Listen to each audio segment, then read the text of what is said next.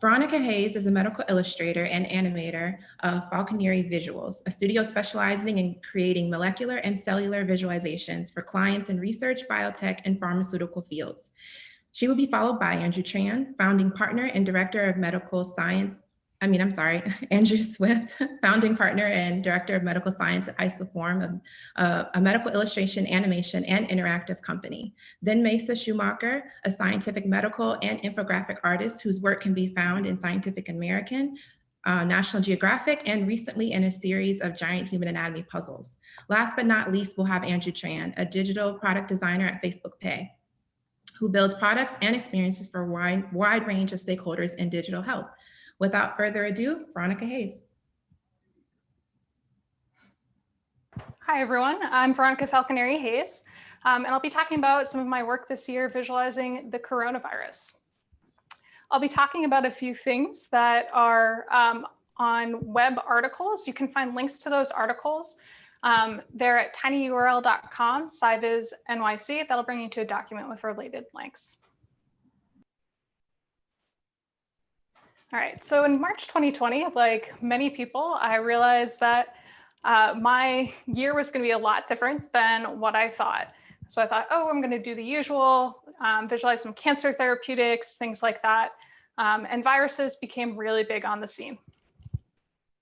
Fortunately, about that time, within the Association of Medical Illustrators, there was a collaborative research document started by one of my colleagues, Michael Konomos.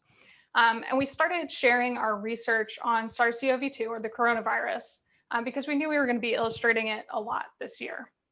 And now my particular interest in what I really wanted to contribute to this document was, what does SARS-CoV-2 look like? Now, viruses are relatively small. So compared to other small biological structures like cells and bacteria, a virus like the coronavirus would be like this smaller dot here on the right. So because they're that small, they're tricky to visualize and to observe.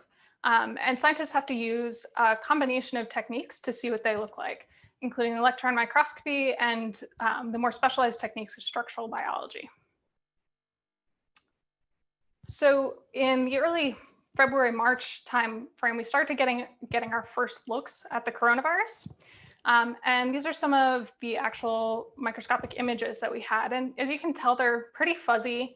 We can tell the virus is like roundish, a little flexible, has spikes on the surface, to be expected. And we, in addition to this fuzzy overall picture, we do have a really detailed map of what the top of the spike looks like. And that was from cryo-EM. So when I was trying to figure out what the virus looked like, I actually ended up looking at a lot of data collected on SARS-CoV, the previous SARS coronavirus, which was closely related, but more careful studies had been done on it at that point. And this was the first visualization that I made, really just focusing on the outside of the virus, looking at that spike, showing what we knew and what we did know yet, how we had the head of the virus, we understood what that, the head of the spike, we understood what that looked like, but we didn't know what the stem looked like yet.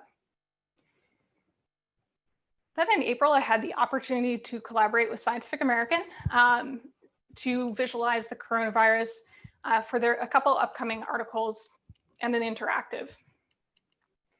And we were going to do a cross section there, so I knew I had to get into what does the virus look like on the inside.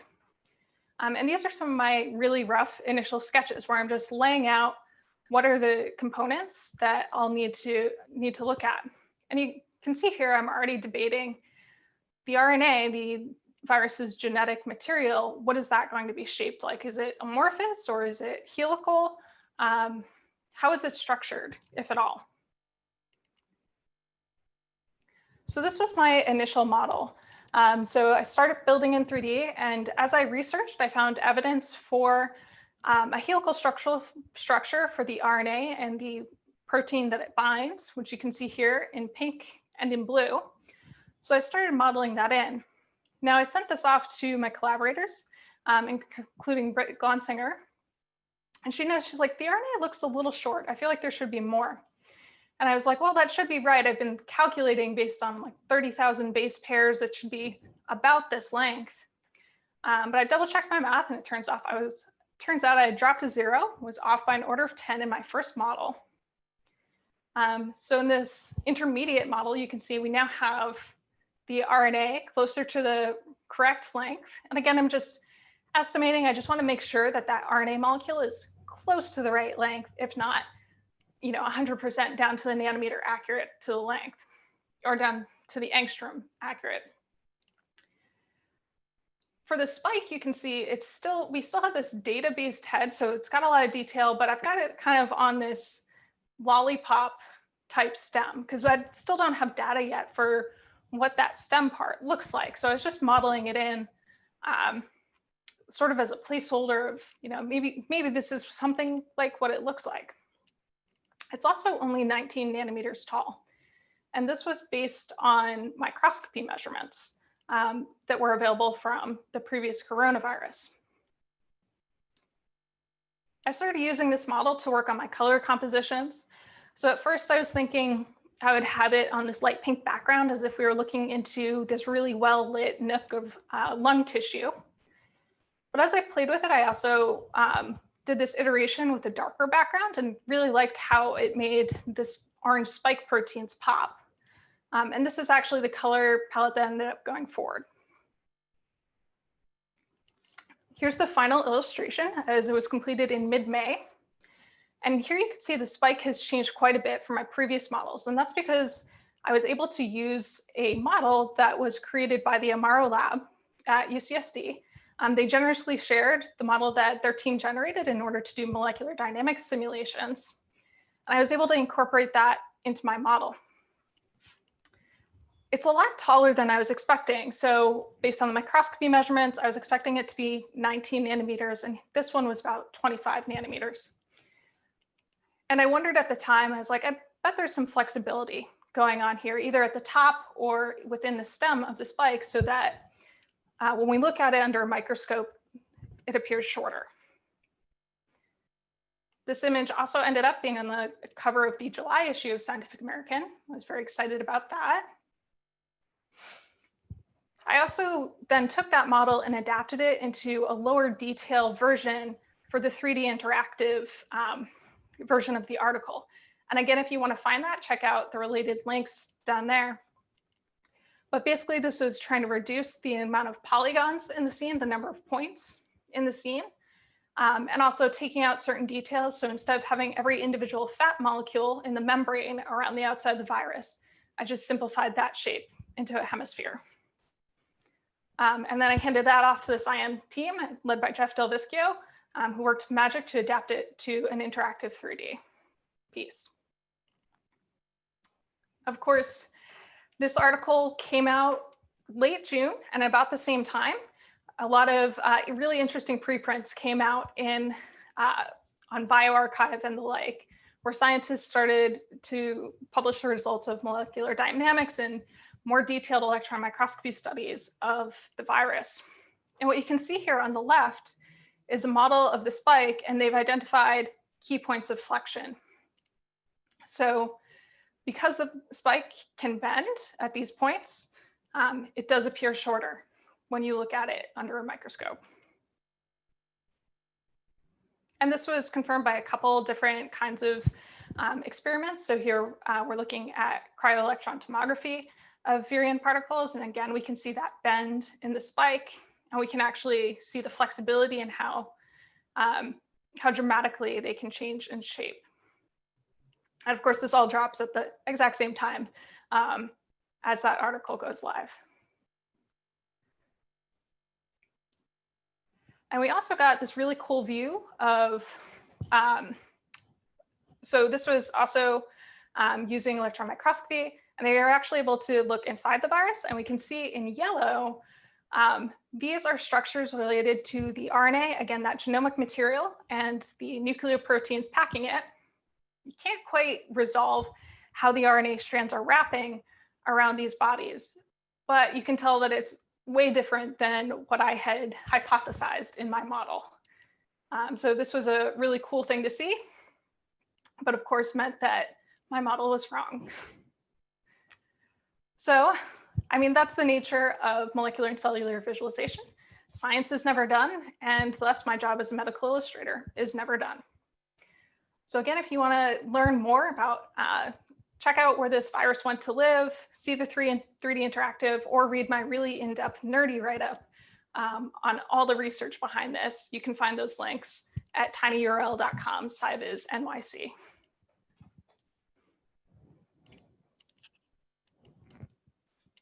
Thank you, Veronica. Please welcome Andrew Swift next. Hello. So I work as a medical illustrator and I draw as part of my job. I draw a lot, and I think about 7 or 8 years ago, I started drawing in my spare time more and more, meaning I would do daily drawing. And it's become something that I do all the time. And I think it has really informed how I work as an illustrator. I'm able to create images live in front of clients, and they're not fancy, complicated images, but I can make these images in real time. And what happens is on a kickoff call, it becomes the collective image that the entire team leaves the meeting with. It becomes a visual, it's something in the mind's eye of the team when they leave that show that they can all think about. And often the illustrations progress from there.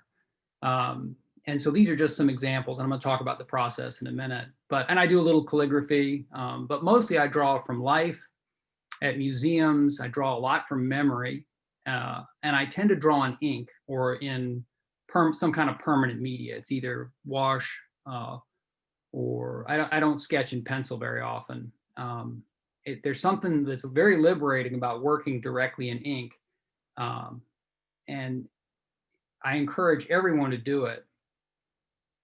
And like the first presenter, I love giraffes, and I love drawing them. This was done from life at the zoo in Nebraska. Often I draw with a ballpoint pen, and I had it around here somewhere. One of the nice things about it is that you can hold it in the palm of your hand like this, and when you're working big, you can just you can work in that manner. The actual type of pen doesn't really matter that much. I use a lot of these calligraphy pens as well. They're kind of soft, they're kind of stiff brush ink pens. And I use Copic markers. And the markers are as close as I come to sketching. And I actually sketch a lot with a ballpoint pen as well. And then I'll go over it with ink and kind of work back and forth. I shouldn't say back and forth. It's entirely a one-way direction. It's only getting darker. None of this comes back up.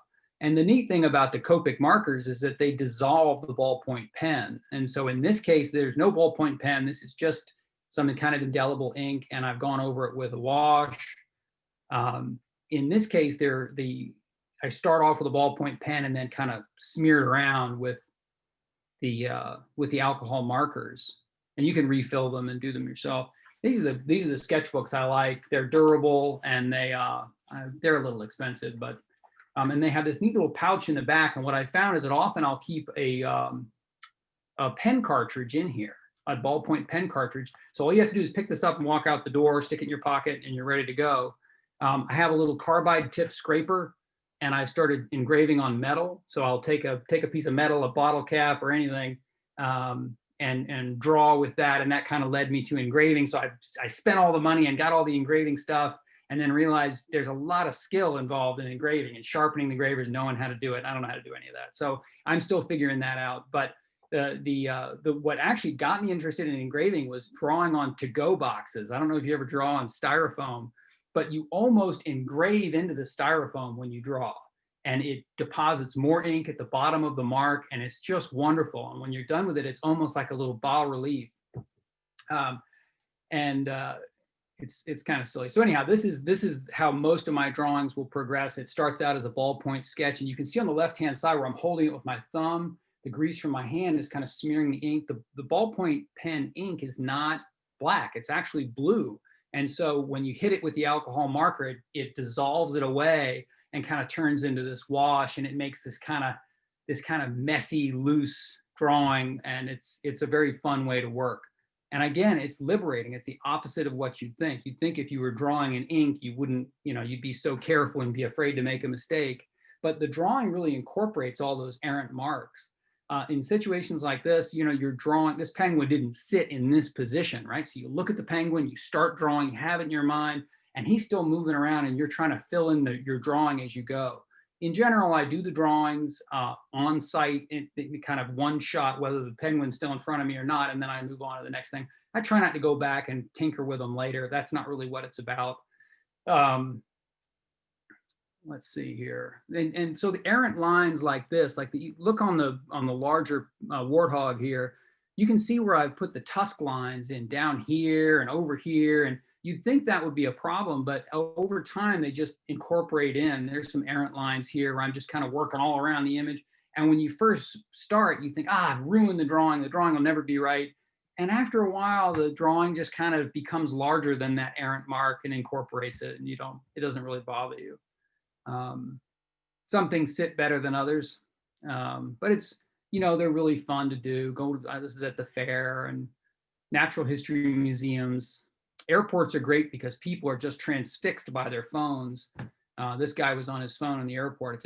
No one knows who he is, but I got a good likeness of him. People we know here from the AMI.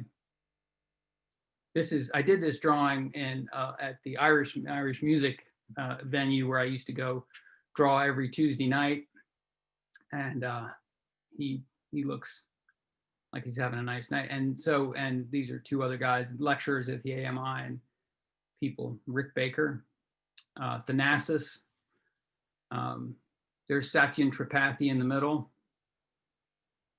So, and some of these are actually quite small. This has become what I carry most of the time. It fits in my back pocket. I can sit in line at the airport and, just draw away. I draw now when I'm getting my hair cut. Let me get that mean face. Let's see here. And drawing from memory is a great exercise. And I'm very fortunate to be able to go to Grenada and work with the medical illustrators that teach at the medical school down there. And I'm very interested in birding and natural history. So I'll go birding, and then the next morning at breakfast, I'm like, I know I saw that bird. What was it? And I try to draw it out and remember what it was and get it right. And that becomes a wonderful exercise. And I encourage everyone to do it, and not just for things like that, but for work stuff. If you've got a big project on the brachial plexus, you should probably know and practice where, the different branches of the brachial plexus and work it out. So this is what I do.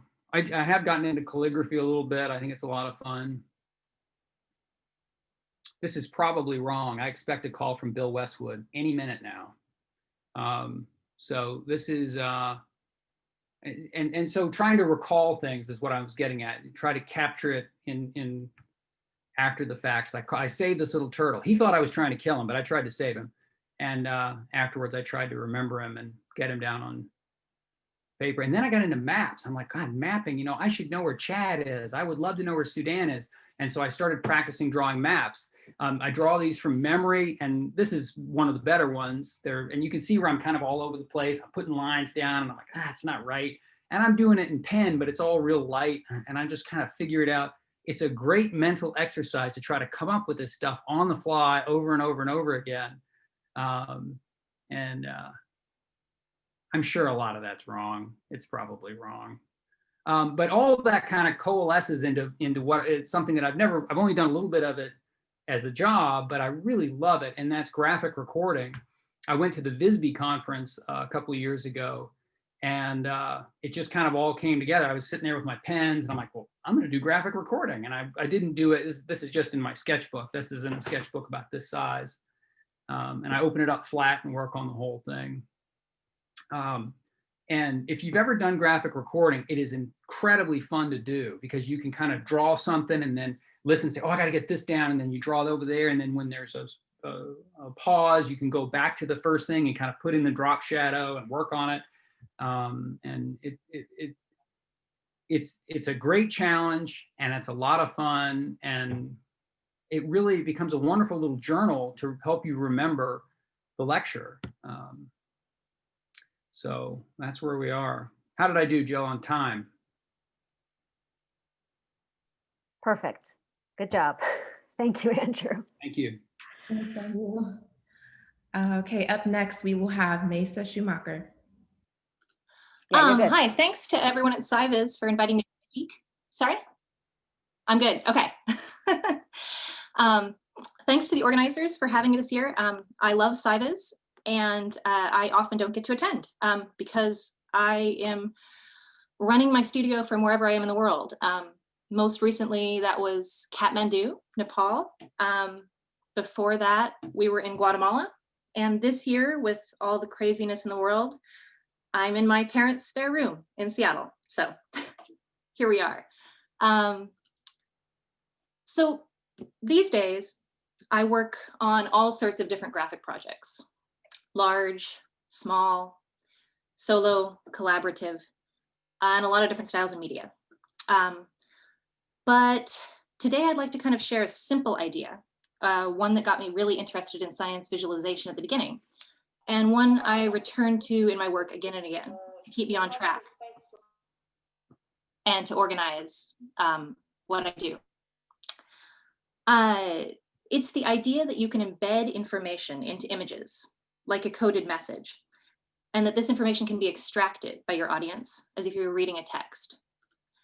Now, we're pretty familiar with this concept when it comes to plots and graphs, but this can also be with an illustrated image or a combination of the two. And I do a lot of work these days designing complex infographics. And it's really applicable there in organizing your information and presenting it in a coherent way. So I've done a little bit of playing with categorizing visuals and grouped them by type of information. And I want to just kind of break them down and talk about how we go about building a complex image. But let's back up a little bit. I first got my start a long time ago now in SciViz drawing artifacts on archaeological sites. And I worked in places in Turkey, in the Neolithic, in Belize, in Portugal.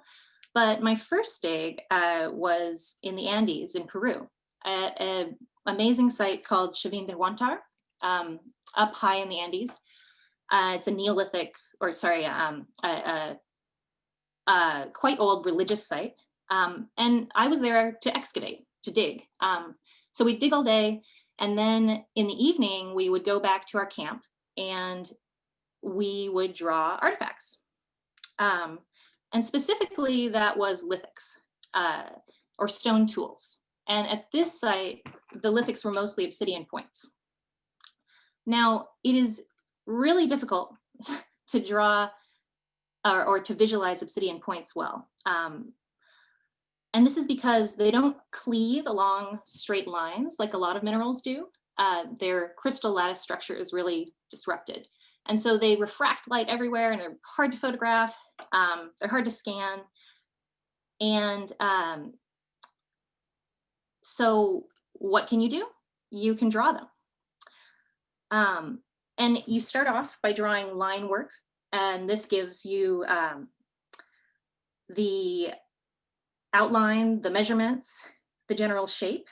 And then the inner line work charts the process that the tool maker takes to make the lithic, how they started mapping the tool by chipping at it. And then lastly, you add the curved line work and you give the depth and the direction of the chips. So why is this important? An illustrator produces this on site, and then a researcher could take this illustration and from that information embedded, classify it by comparing it to other tools, study the pattern of chips to see how it was created. They may be able to tell what time period it came from, what place it came from, study movement and trade of lithics across regions and groups of people. And beyond all that, I could take this drawing and reconstruct it in either digital or traditional sculpting techniques and make a 3D visual. So let's turn back to graphics for a second. We kind of base a lot of sci art on level 1. Level 1 I would call observational.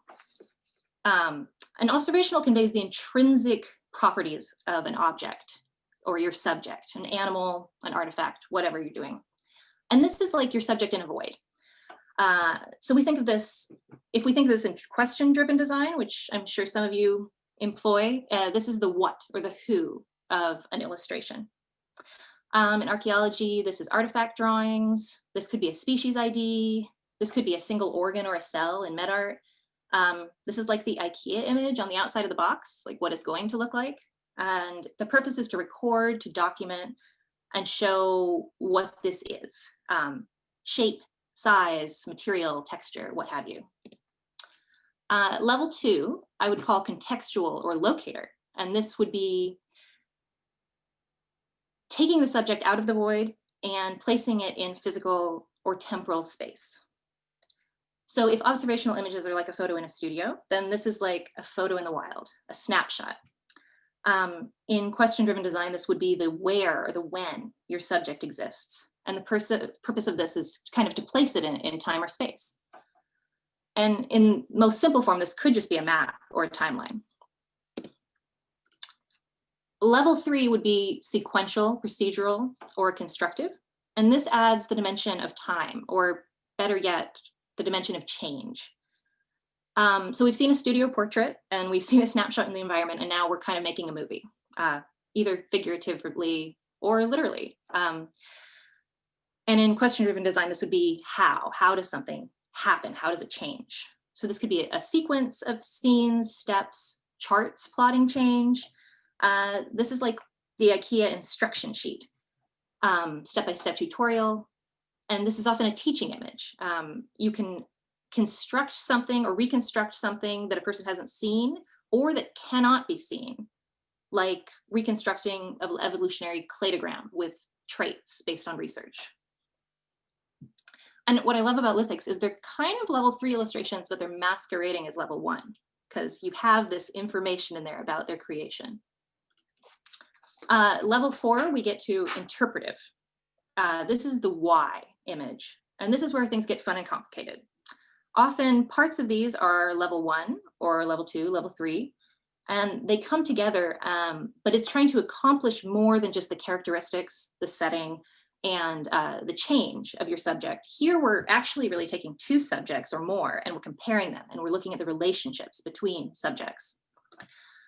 And this could be as simple as an XY correlation, or it could get much, much more complicated. And then level 5 is a little tricky, and it's a combination of the first 4.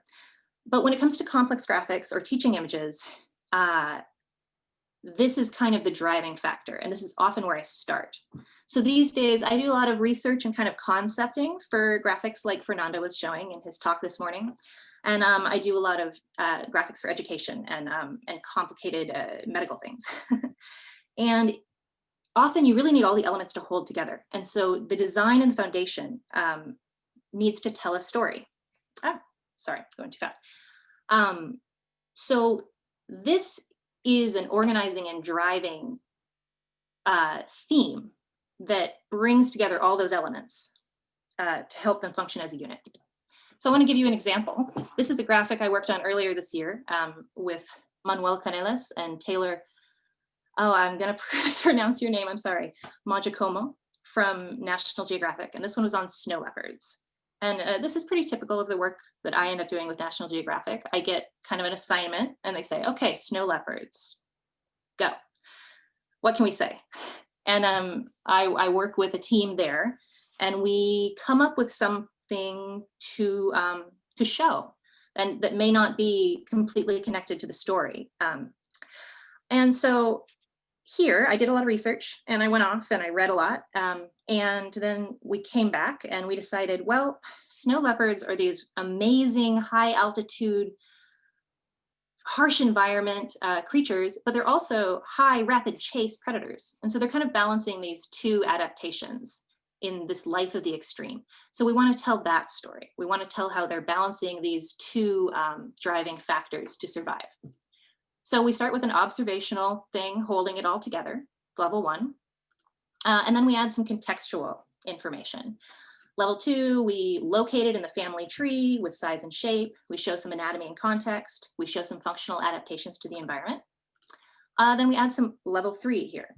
We have a hunt sequence to explain how that happens. We have an anatomy explainer on the right where I reconstructed the nasal turbinates inside, and we show how air is warmed as it goes into the lungs. Then we go to level 4 and we compare bodies and habitats with other big cats and how that matters where they're living. And we bring in conservation, we bring it all together. And so number 5 is just driving all of these and keeping everything organized as it goes through many, many iterations. So why is this important? Well, if you're a science artist, clarity rules, and you know, working in lots of different styles, lots of different media, and having things go through so much review, thinking about this and returning to these clarifying principles helps keep everything on track. For scientists, I think question-based kind of design can be a little bit intuitive as well. When you're designing something based on what you need to know, just like an assay or an experiment. And so for those of you in science, I challenge you to think about how your research could be conveyed in a visual way, and maybe thinking in building blocks could be helpful. And in our modern world, there's precious few simply level 1 illustration or art jobs left, I feel. And that's partially due to modern imaging and great stuff that's come along. But these foundations we work with every day, and we build upon them to accurately convey information. So as science artists, we organize and process the information so people can better understand really complex subjects in an intuitive way. And it's easier to do with a solid structure and foundation. So thank you so much for having me, and happy visualizing. Thank you so much, Mesa. Now we'll have our final lightning talk speaker, Andrew Chan. Hi, I hope this is working. Let me see if I can start sharing. Boop, boop.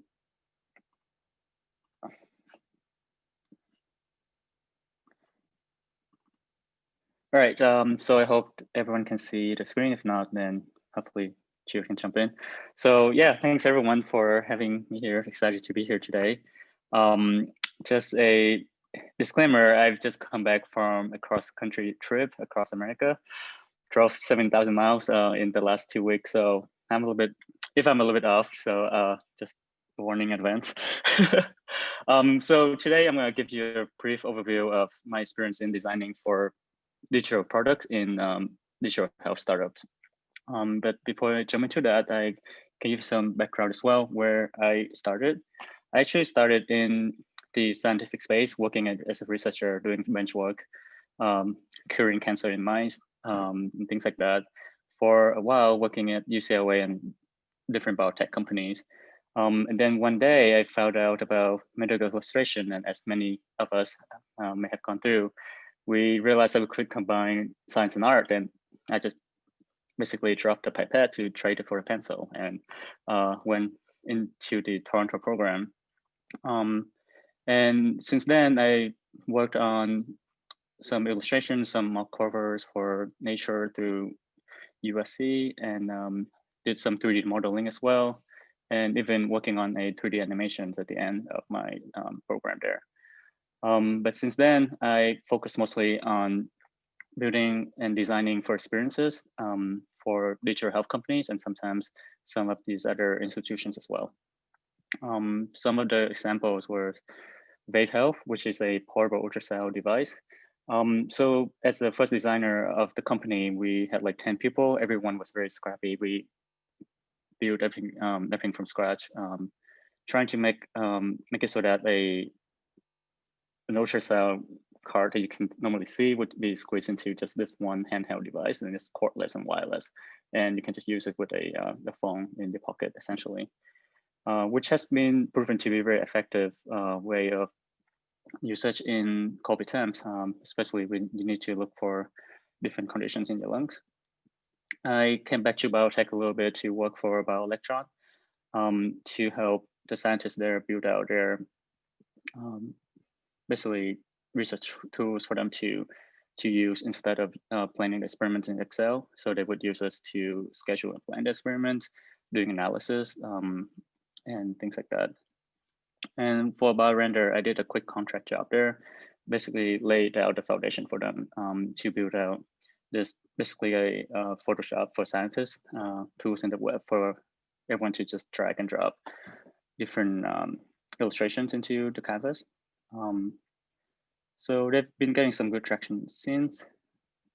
And finally, with my last job, I worked at MyStrong, which is a startup based in Mountain View, working on building products for people living with serious mental illnesses. So there would be a desktop app for physicians. We have therapists in-house, so there would be desktop app for therapists to communicate with the patients who are using the phone app. So from these experiences, I can share with you some tips in working with different people throughout the entire design process.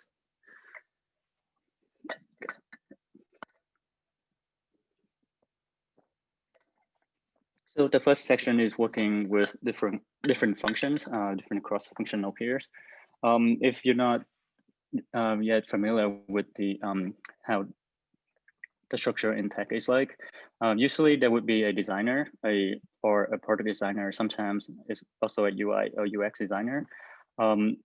So what the designer is responsible for is coming up with not just what things look like, but also how things feel, how they can help solve business problems as well, in addition to problems that the users or the people are facing. And we partner with a product manager. A product manager is someone who's basically like a mini CEO of the team. So they would be in charge of looking at the big picture, planning, and business impact, and success metrics and things like that.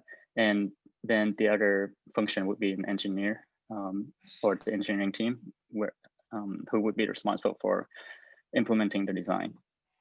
And for digital health, there would be other functions as well in play. Depending on a company, sometimes we would have content experts.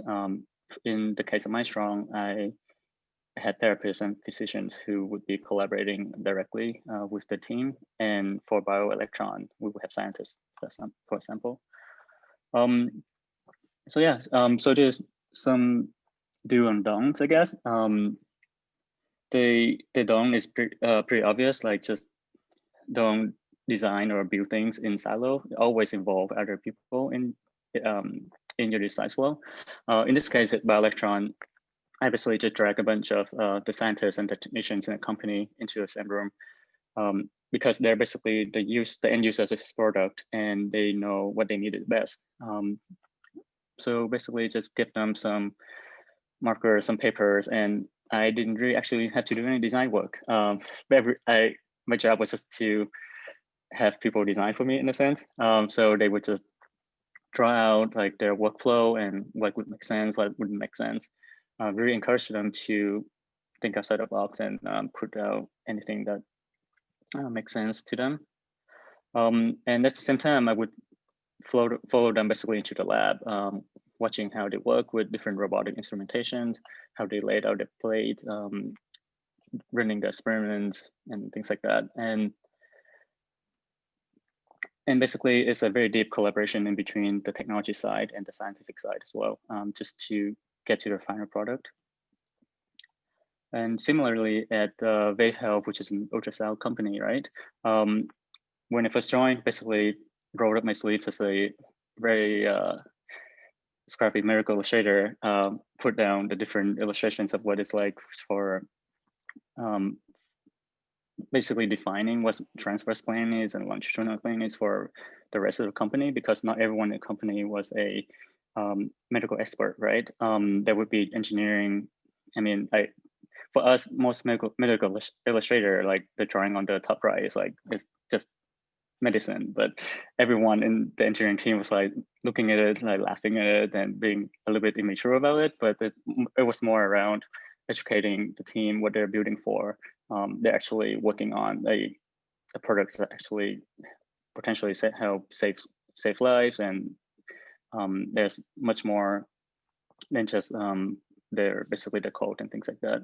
So working with this, so by having this, like basically help them bring up the help be the translator, I guess, for the medical side and the technology side here. We have different people here. We have a VP of marketing, a product manager who came from biomedical engineering, and also a medical specialist here. She's used to be a doctor in Germany. So we would collaborate together, whiteboarding together. Basically, design is never done in silo again. Everyone's always working together here. And then there's also testing as well. We'll work with user researcher to bring them in, to bring in different users. There's a doctor at Stanford for them to test out the different prototypes we have. And the engineering as well, the engineering team would just be testing at the same time on the other side of the room, essentially. And for MindStrong, similarly, as the role designer is facilitation here, I use my illustration skill to kind of sketch out the different, the flow of a patient from leaving the hospital to getting into the using MindStrong so that they can get care. And we just have a room full of people, different disciplines, and they have to put down the different pain points or what people are experiencing at different stages, and we just organize them together. And at the end of that, I would distill all of that into more of like either a user flow or a user journey. In this case, it's like an infographic of some sort, if you can say that, for a patient who's going through a lot of things in her life, and then she would interact with MindStrong throughout the year to get help. The idea of these design artifacts, as we call it, is to provide empathy to the user. So basically, bridging the people who are actually developing the technology for them to understand what the patients living with mental illness are going through. And at the end, on the other side of the spectrum, and once everything is done, I would just be heads down working on high fidelity pixel work and then hand off to engineering. So this step is a little bit more, I guess, less, I forget the word for it, but I guess it depends on the person. Sometimes it's more exciting, sometimes it's not, because it's just like making sure that all the different edge cases, meaning that there are different use cases where you may not have think about. So as a designer, you have to come up with all these different scenarios as well to give it to the engineer to go through. And then for digital health, your customers are not just the end users, they're not just the patients. Most of the time, the customers are actually your partners. Either by partners, I mean business partners, either insurance companies, the payers, or the providers.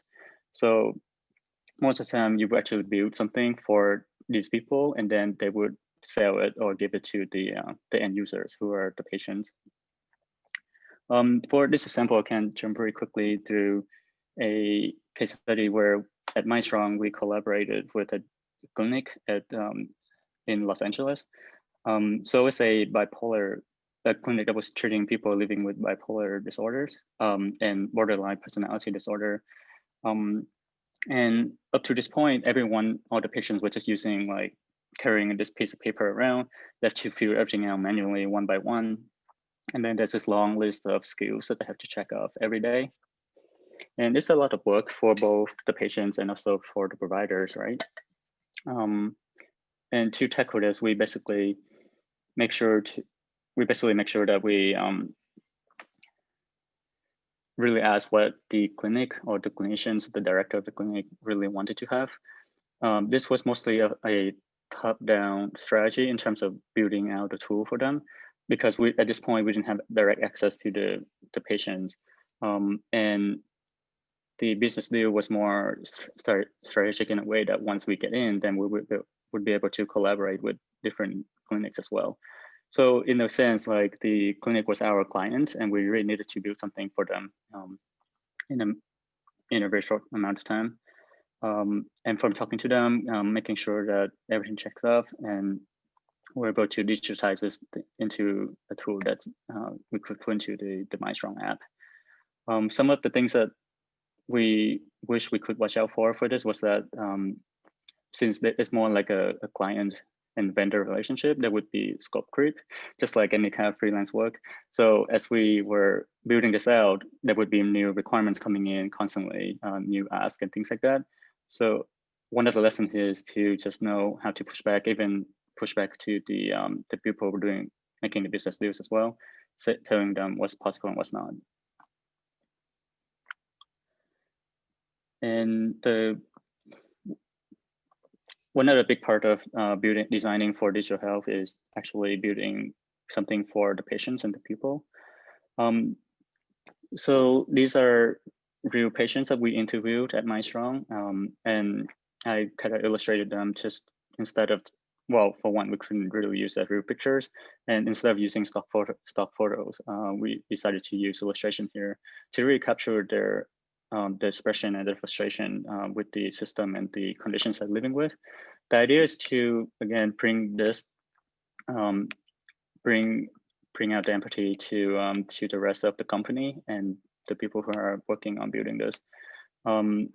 Sometimes it's a little bit difficult to actually have access to patients for us to talk to interview, just because of how protected they are as a population. So the closest we could get to would just be subject domain expert, right? The clinicians, the physicians, or sometimes even the customer service team who talk to these patients directly. But at the end of the day, if you can, you should always talk to the patients, because there are a lot more that that you would not get from hearing from someone else who's used to looking at just things at the bigger picture, at the numbers and statistics, rather than the patient story directly. Hey, Jill, how am I doing with time? I feel I'm really talking a lot so far. Yeah, actually, you're a couple minutes over. So if you could wrap up, that's okay. I mean, the talk's very interesting, so I didn't want to cut you off. That's fine. In that case, I'll just try to skip very quickly through this. Basically, this is like the messaging tool that we built, and throughout this, like, we always kept the patients in mind. Like, we make some assumptions at the beginning based on what we knew with the space. But once it's out in the wild, then we'll just get some feedback from the patients and asking for more. The idea at the time was that, oh, these are people living with serious mental illnesses. They may not be that tech savvy. But in reality, once it's out in the wild, we found out that people actually really wanted more control over the experience. And finally, working with startup founders. As of 2020, there's tons of digital health startups out there. And I'm sure if you're in the space or in the scientific space as well, there might be times where you would be working with different founders in the space, or working in these companies as well as in tech directly. So I guess like my take-home message for this is that founders are very passionate. That's why they're founders. They believe strongly with the ideas of the company. And sometimes it's really good to see that passion and that motivation. But at the same time, as a designer or as someone working with them, I think it would also be good to really set your boundary and understand where to stop, and so that you can actually produce and protect yourself as well. Yeah, with that, thank you. I'm sorry I went over time. Yeah, hopefully that was helpful. Yes, thank you very much, Andrew.